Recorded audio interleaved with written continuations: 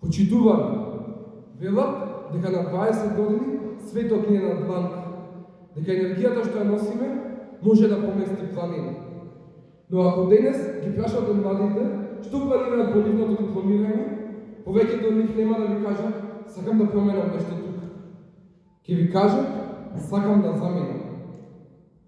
Дали сме ние генерација на дукавици кои бегаат од проблемите или едноставно рационални млади луѓе кои биваат да бидат жртви на системот кој не ги препознава? Денес ораторството не е само способност за зборување, туку храброст да се каже вистината која боли. Проблемот не е во недостатокот на патриотизам, туку во системската ерозија на вредности. Кога меритократијата ќе биде заменета со партиократија, отпорот станува должност. Ние сме генерација способни да дешифрира логиката на науката, но неможни да дешифрира логиката на собственото секојдневие. Како да му објасните на еден врвен студент по медицина или инженерство дека неговиот труд вреди помалку од социјалниот капитал, но оној со купена диплома? Преселбата на младите не е само географско поместување. Тоа е туморот на една нација. Секојдневно слушаме за одливот на мозоци, но тоа не е само статистика. Тоа е празното столче на неделниот ручек и нашите баби и дедовци.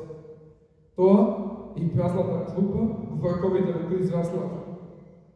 Ни велат, учете за да успеете.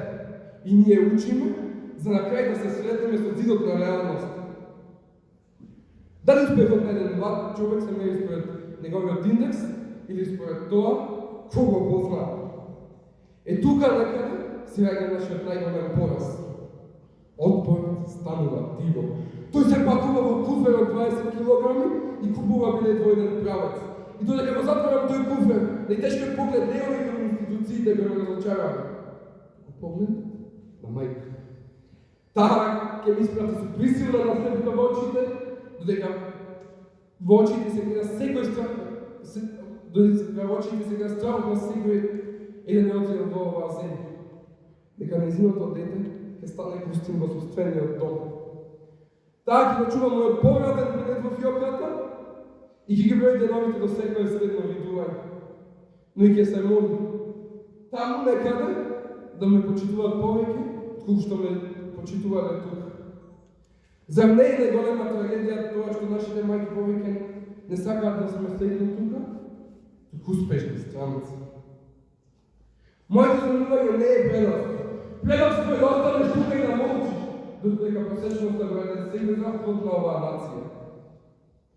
Каде ги одам, јас ќе го носам мојот од сосед, но ќе го носам и погледот на мајка. Како подсетник дека борбата за достоинство нема граници. Јас заминувам паралелно, но мојот глас станува тука. Како ехо, секојдневно да ме прашува. Уште колку куфери треба да се затвори за конечно да ги отвори очи. И благодарам.